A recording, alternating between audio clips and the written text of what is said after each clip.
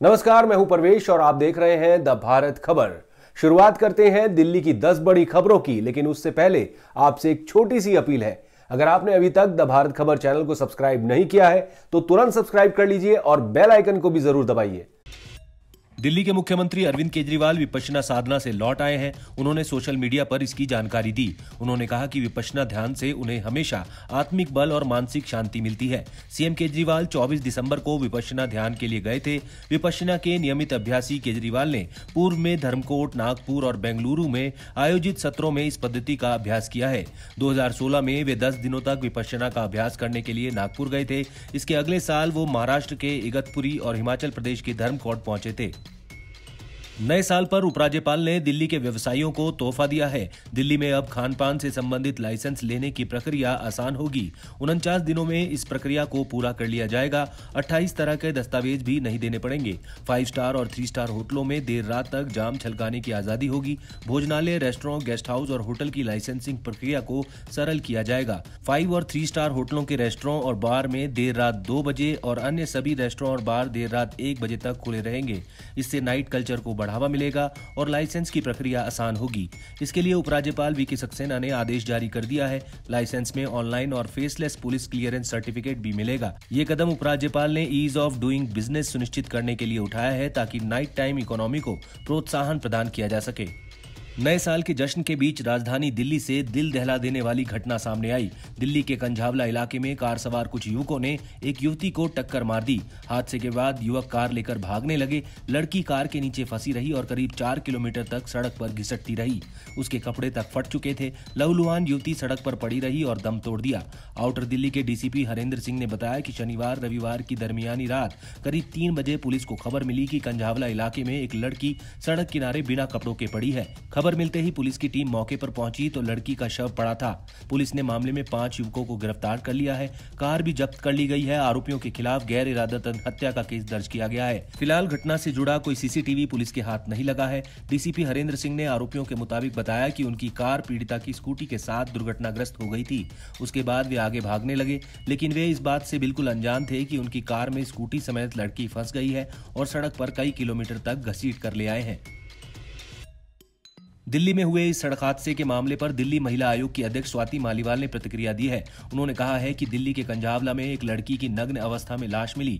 बताया जा रहा है कि कुछ लड़कों ने नशे की हालत में गाड़ी से उसकी स्कूटी को टक्कर मारी और उसे कई किलोमीटर तक घसीटा।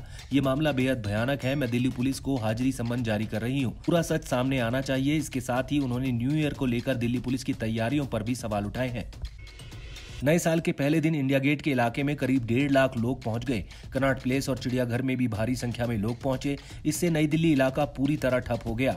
वहीं इंडिया गेट पर रविवार दोपहर जैन समाज के 10 से 15 हजार लोग अचानक पहुंच गए और सी हेक्सागन और कर्तव्य पथ पर बैठ गए। इससे दिल्ली ट्रैफिक पुलिस को आनन फानन में ट्रैफिक परिवर्तित करना पड़ा। इससे पहले से जाम झेल रही नई दिल्ली के करीब करीब सभी मार्गों पर अफरा तफरी मच गई। विशेष पुलिस आयुक्त एस यादव को ट्रैफिक व्यवस्था को संभालने के लिए खुद उतरना पड़ा। पुलिस को पिछले वर्षों के पहले दिन के अनुभव को देखते हुए यह अनुमान था कि लोग इंडिया गेट, कनॉट प्लेस, चिड़ियाघर, पुराना किला और लोधी गार्डन समेत बाकी जगहों पर आएंगे। ऐसे में सुबह 8 बजे से ट्रैफिक पुलिस कर्मियों को तैनात कर दिया गया था। दोपहर 12 बजे तक 50 से 60 हजार लोग पहुंच गए थे। पुलिस लोगों को संभालने में लगी हुई थी। इसी समय जैन समाज के लोग कर्तव्य पथ पर बैठ गए। इससे ट्रैफिक पुलिस को इंडिया गेट से जाकिर हुसैन मार्ग, अकबर रोड, तिलक मार्ग, शेरशाह सूरी मार्ग और बाकी रास्तों पर ट्रैफिक को परिवर्तित करना पड़ा। इन मार्गों पर देर रात तक जाम लगा रहा। दिल्ली में कोरोना के सक्रिय मामले बढ़ने लगे हैं। हालांकि संक्रमण दर 0.31% ही बनी हुई है। रविवार को 11 लोग संक्रमित पाए गए हैं। सक्रिय मरीजों की संख्या बढ़कर 42 हो गई है। राहत की बात यह है कि 8 मरीजों के स्वस्थ होने पर उन्हें छुट्टी दी गई। दिल्ली के स्वास्थ्य विभाग के मुताबिक रविवार को दिल्ली में कोरोना के 11 नए मामले सामने आए, जबकि 8 मरीजों को छुट्टी दी गई। दिल्ली में कोरोना के एक्टिव केस बढ़कर 42 हो गए हैं। इनमें से 28 होम आइसोलेशन में और 3 अस्पताल में भर्ती हैं। इनमें से 1 वेंटिलेटर पर और 2 ऑक्सीजन सपोर्ट पर हैं। लंबे इंतजार के बाद आखिरकार दिल्ली जयपुर हाईवे का नवनिर्माण शुरू हो गया है। इस हाईवे के नवीनीकरण के बाद दिल्ली से जयपुर तक 2 घंटे में पहुंचने का दावा किया जा रहा है। अभी जाम का पर्याय बने इस हाईवे पर 18 महीने बाद वाहन फर्राटा भर सकेंगे। इसके लिए 18 महीने की समय सीमा तय की गई है। NHAI का दावा है कि 1.5 साल की बजाय 1 साल में ही काम पूरा कर लिया जाएगा। यह हाईवे आने वाले समय में देश का पहला इलेक्ट्रॉनिक हाईवे बनेगा। इस हाईवे पर एक लेन इलेक्ट्रिक वाहनों के लिए आरक्षित होगी। भविष्य की योजना को देखते हुए हाईवे पर कई स्थानों पर अभी से इलेक्ट्रिक चार्जिंग स्टेशन बनाए जा रहे हैं। एम्स दिल्ली में हुए साइबर अटैक के बाद प्रशासन अलर्ट मोड पर है। प्रशासन सभी प्रकार की खरीद और भंडार को सुरक्षित बनाने के लिए फैकल्टी पूल का विस्तार कर रहा है, जिससे जिम्मेदारी तय हो, साथ ही निगरानी भी की जा सके। इसे लेकर एम्स निदेशक डॉक्टर M श्रीनिवास ने आदेश जारी किया है। आदेश में कहा गया है कि फैकल्टी को DO store, central procurement unit, computer facility store, hostel store सहित बाकी अतिरिक्त जिम्मेदारी सौंपी जाएगी। एम्स निदेशक की ओर से जारी आदेश के तहत पारदर्शिता को बढ़ाने, खरीद और भंडार के कामकाज में फैकल्टी को जिम्मेदारी सौंपी जाएगी।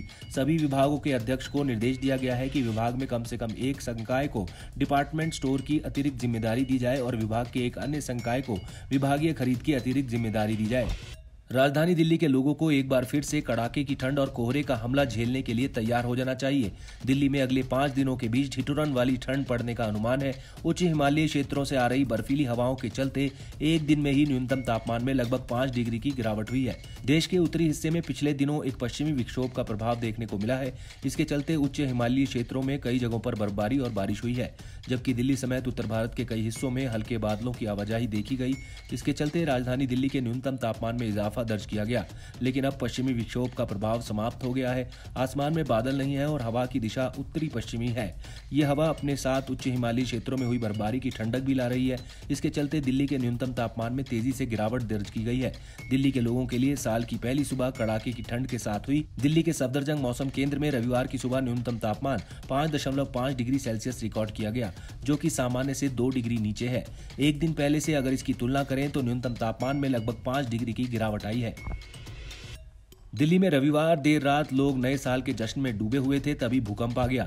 मीडिया रिपोर्ट्स के मुताबिक दिल्ली और उससे सटे इलाकों में भूकंप के झटके महसूस किए गए हैं। राष्ट्रीय भूकंप विज्ञान केंद्र ने बताया कि देर रात करीब 1:19 पर 3.8 तीव्रता का भूकंप आया। इसका केंद्र हरियाणा के झज्जर में था। इसकी गहराई जमीन से 5 किलोमीटर नीचे थी। वहीं भूकंप से किसी भी तरह का कोई नुकसान नहीं हुआ। दिल्ली में पिछले कुछ महीनों में कई भूकंप आ चुके हैं। इससे पहले 29 नवंबर को दिल्ली NCR में भूकंप के झटके महसूस किए गए थे। यहाँ भी भूकंप की तीव्रता रेक्टर स्केल पर 2.5 मापी गई थी। नई दिल्ली का पश्चिमी क्षेत्र भूकंप का केंद्र रहा था, जिसकी गहराई 5 किलोमीटर थी। आप देख रहे थे दिल्ली की 10 बड़ी खबरें। अगर आपको हमारी ये खबरें पसंद आई तो लाइक कीजिए, कमेंट कीजिए और इसे अपने दोस्तों के साथ WhatsApp पर शेयर कीजिए। नमस्कार।